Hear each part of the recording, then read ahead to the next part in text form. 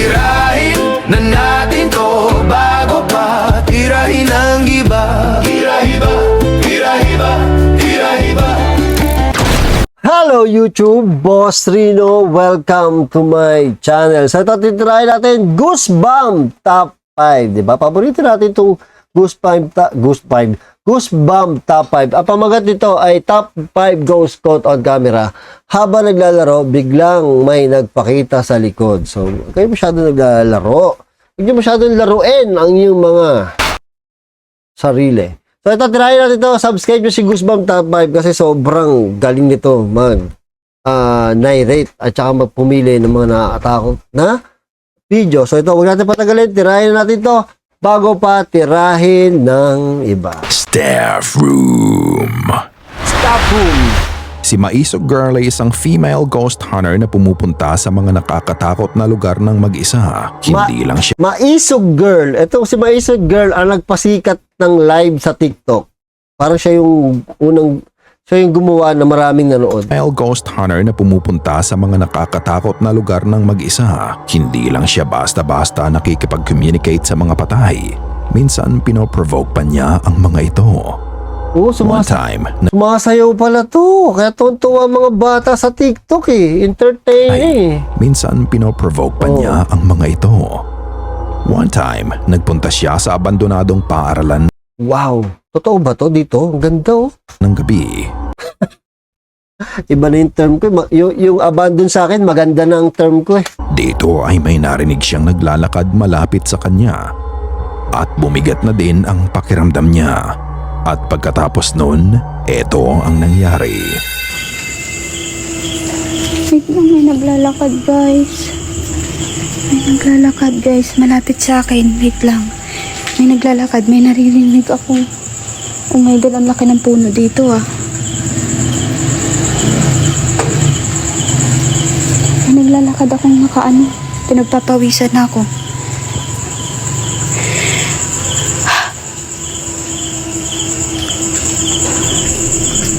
Creepy ng lugar, ang dilim. Balik na tayo guys. Saan kaya yan? Medyo School to eh. nahihilo na. Ay, dilim. Uy. Hala, putang ina mo. Oh, tangan nagbura. Bawal sa TikTok yan.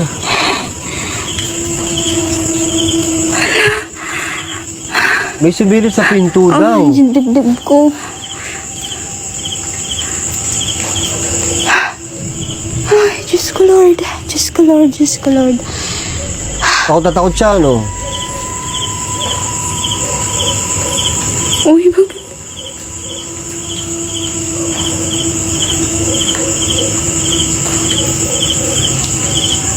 Gumagalaw ba yung pinto? Uy, gumalaw yung pinto. Gumalaw nga yung Guys, pinto. gumagalaw ba yung pinto? Putang ina. Hindi ako makadaan. Pagbaling ng camera, Gumalaw nga yung pinto. Gumalaw yung pinto. ba yung pinto? Guys, gumagalaw ba yung pinto? Oo nga, Putang ina. konti lang, no? Hindi ako makadaan. pagbaling ng camera sa staff room, sa siwang ng pinto makikita Ay, oo mo ang nga. parte ng mukha na nakasilip sa kanya.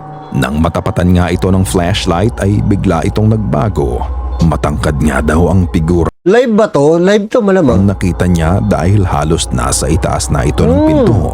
Sa gulat niya, napamura na lang siya. Bukod doon, bahagya din daw gumagalaw ang pinto pero unfortunately, hindi ito masyadong napansin sa video. Ayon sa kanya, matapos noon ay tuloy-tuloy pa din ang naririnig niyang naglalakad malapit sa kanya na lalo pang nagpakaba sa kanya. Ano sa tingin niyo? Totoo ba to o gawa-gawa lamang? Kung gusto mong panoorin, ano sa tingin niyo? Malapit sa So makita eh. kanya na lalo pang nagpakaba sa kanya. Ano sa tingin niyo? Totoo ba Parang meron ako nakita ng ganito doon sa ospital ko na ano eh. Meron akong video sa ospital na yung sunog na ospital, meron akong parang ganyan na parang sumilip na ganyan. Nag-trending yan sa isang group chat isang group page sa Facebook. Meron ganyan na nag-send doon, tapos nag-trending yan doon eh. Ganyan-ganyan din na parang may sumilip tapos umalis. to o gawa-gawa lamang? Kung gusto mong panoorin ang iba pa niyang adventures, panoorin to Sumasayaw pala to sa TikTok. Ang dami ng followers, 325 oh. Siya yung pinaka marami nanonood pag nagla-live. Sa kanyang Maisog TikTok Girl. account na Maisog Girl. Haunted Highway. Noong 1994, isang misteryo ang nangyari sa Highway 50 sa Amerika. Hanggang ngayon, hindi pa din maipaliwanag ang nangyari dito. June 6, 1994, nagda-drive ang single mom na si Christine Skubish kasama ang 3 taong Shoutout sa mga single mom dyan. anak nito na si Nick along Highway 50 papuntang Nevada. Ngunit sa kahabaan ng daan na to, bigla na lang naglaho ang dalawa na parang bula. A couple days went by and the family called the sheriff's department to report her missing and felt something had gone wrong. And it was at that point that we began to start a missing persons investigation on both her and her son Nick. Oh my 5 God, araw nawala. lang nawawala ang mag-ina. Si Deborah Hoyt at ang kanyang asawa ay nagmamaneho din sa parehong ruta sa Highway 50. Madaling araw na yon nang may madaanan sila na naging dahilan ng pagkataranta nila. Sa gilid ng daan, nakita ni Deborah ang imahe ng isang babae na nakahandusay. Oh my God. I saw a naked lady laying on the side of the road. Her face was towards me. On her side, Ay, her ginigilabutan knees ako. were slightly bent, and she had one arm underneath her head and one arm on her head. Napatulala na lang ang mag-asawa sa nerbiyos. Hindi nila alam kung may nagbibiro lang ba sa kanila o hindi kaya ito ay patibong. Kung saan kapag hinintuan nila to ay may lalabas itong mga kasama para nakawan o kaya ay saktan sila. Nang medyo makalayo na ang dalawa, kuminto sila sa pinakamalapit na phone booth na nakita nila at tumawag na nga sila ng pulis para i-report ang nasaksihan nila. Lumang-luma na may phone booth pa eh. No? Matapos nga lang ang ilang minuto, dumating ang mga pulis at pinuntahan ang lokasyon kung saan nakita ni Deborah ang katawan ng babae. Ngunit wala naman silang nakita. Sa pagsikat ng araw, malakas ang kutob ng isa sa mga officers na si Deputy Strasser na rumesponde sa tawag ni Deborah na maaaring ang nakita niya ay konektado sa pagkawala ng mag-ina. Kaya muli niyang binalikan ang lokasyon at dito nga may napansin siyang sapatos ng bata. I thought maybe it'd be worth taking another look in the daylight. Knowing working at night with spotlights and flashlights, it's difficult to see a broad area, and I could use the sunlight to my advantage. As I was driving in the area, I saw a little black child's tennis shoe. Where I saw it, the road dropped off quite a steep embankment, and I couldn't see over the shoulder at that point. So I parked my patrol car and began walking back on the shoulder.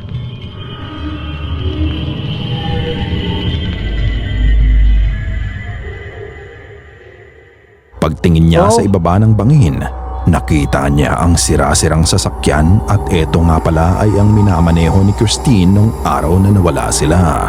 Unfortunately, nang suriin niya ang kotse, dito niya napag-alaman na wala na palang buhay si Christine Oh my at God. himalang nabuhay ang bata na andon lang sa loob ng 5 araw. When I reached to check for his pulse, initially I thinking I'm going to find, he's deceased. I won't find any pulse. He'll have rigor mortis set in. When I Buhay. touched him, it appeared to me that he took a breath. At that point, I realized that he'd been down there for about 5 days by himself. So it was kind of a scary thing. Napag-alaman ng mga pulis na 2:00 ng madaling araw ng June 6, nakatulog si Christine habang nagmamaneho kaya nahulog ang sinasakyan nilang kotse sa bangin. However, nung gabi na yon nang mangyari ang aksidente, malubha ang sinapit na injuries nito kaya agaran din itong nawalan ng hininga. Kung si Christine ay agad na namatay nung gabi na yon, then sino o ano Ayun kaya lang. ang nakita ni Deborah sa gilid ng daan? 5 araw matapos mangyari ang aksidente. Kinikilabutan ako sa kwento kasi may nakita yung tawag sa telepono, may nakitang babae, di ba? So parang kaluluwa na lang ng nanay na para matulungan yung anak. Gagawin talaga ng nanay lahat no basta sa anak nila. Wala sila Kahit patay na. na ito ay ang kaluluwa ng ina na gumawa ng paraan para masagip ang anak niya. The doctors down there that I spoke with said that when they received him, based on his condition, they estimated he probably had about an hour to an hour and a half left to live. Christine was seatbelted, fully clothed, probably killed on impact in that accident. So there was no way that was her physical body on the side of the road. I know I saw a naked woman. Kikilabutan ako. Totoo to eh. On the side of the road, up on the mountain, and I know it was Christine. Sa paglaki ni Nick, ni-recall niya ang gabi nang mangyari ang aksidente. Ito ang kanyang naging pahayag. I remember tumbling down the hill, just tree after tree after tree. We were just hitting them head on. I just remember waking up and being in the passenger seat next to my mother. I remember not knowing what to think, looking at my mom, and just kind of thinking she was asleep. I didn't think anything more than that, at least not that I remember. I remember seeing lights, but I just remember that there was something there. There was something right next to the car the entire time, next to my mom. Oh my God. I have a very distinct and vivid picture of it in my head. I mean, it was just a light. It was a big light. And then through the back window of the car itself, I could also see the same thing next to the road. Pinitong And kwento na to. it had a silhouette. There was no specific features, but I saw a lighted outline of a body. It was never something that scared me, and I didn't feel afraid when I saw it. Ano sa tingin nyo? Lahat nga kaya ito ay gawa ni Christine na kahit kaluluwa niya gagawa ng paraan para mailigtas ang anak niya. Tama. Ako, doon ako Kayo naniniwala. na ang bahalang husga. Scream! Grabe, no? Grabe yun. Grabe yung kwento na yun. Ang ina ng bata sa Puta, bigla ako nakakita ng bata eh. video ay concerned sa nangyayari sa kanyang anak. Ang sabi niya, natatakot itong mag-isa sa kwarto at may mga pagkakataon na pupuntahan siya ng bata na takot na takot. Isang beses, tumatakbong pumunta ang bata sa kanya, teary-eyed and very, very terrified. She calms her down for almost 30 minutes. At matapos nun tinignan niya ang footage sa baby monitor nito at ito ang kanyang nakita. Ang cute ng bata.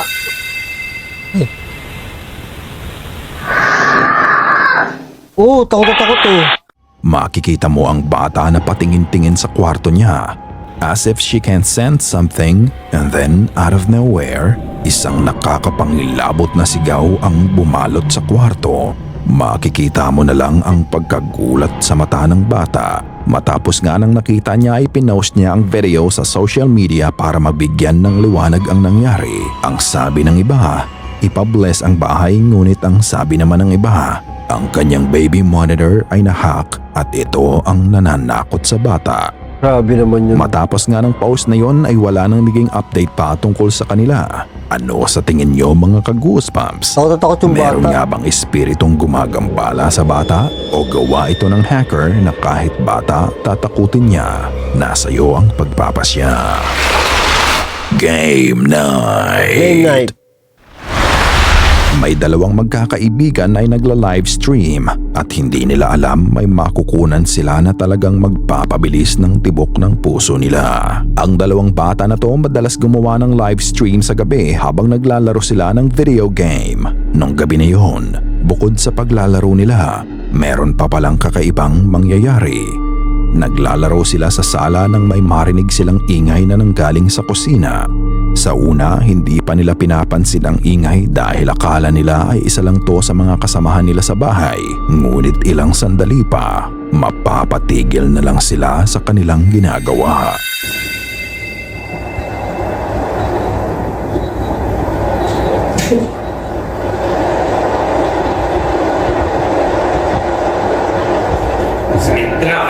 Nakakabahan ako ah. Oh, bumukas yung pinto.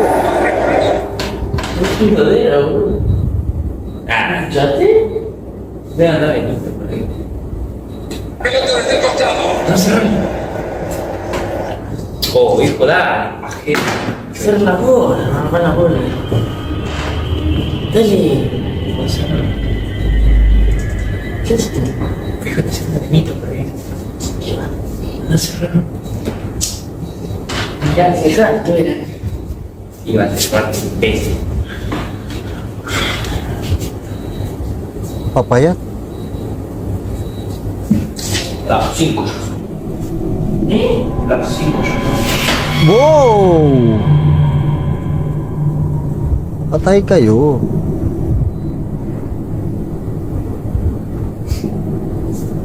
Sa kusina, makikita mo Nagtingin na lang sila. Nagtingin na lang sila. Tangina nga. na Parang na-press yung katawan nila. Piling ko ako ganun din eh. Pagka nangyari sa akin, mapipress din ako ng ilang segundo eh. bumubukas ng mag-isa ang pinto ng refrigerator nila. Ang akala ng dalawa ay gawa lang ito ng kasama nila sa bahay na nagising at kumuha ng makakain at nakalimutan itong isara ang pinto ng ref. Maya-maya pa, pinuntahan na nga ng isa sa kanila ang ref at sinara ang pinto nito. Ngunit pagbalik nito sa sala, bigla na lang gumalaw ang isang silya sa harapan nila. Parang hinatak ito ng kung anong puwersa na hindi nila nakikita. Nanigas na lang ang dalawa sa nasaksihan nila. Sabi ko na eh. They realized that what happened isn't normal and it's a supernatural thing. So, what do you think? Totoo kaya to? Katulad ng dati, nasa iyo ang pagpapasya. Ikaw na ang bahalang humusga. Live to ha, live stream. Sana Live stream yun. So, yan yung mga gusto ko, yung mga live stream. Kasi alam nyo, mahirap gumawa ng fake niyan pag live stream. Isang mali mo lang dyan, sabi sa inyo, siraan channel ng mga yan. O, ibabash sila, di ba? So, mahirap gumawa ng scripted pag live. Napakahirap niyan. Di ba? So, yun, thank you sa panonood at see you next video. Tirahin na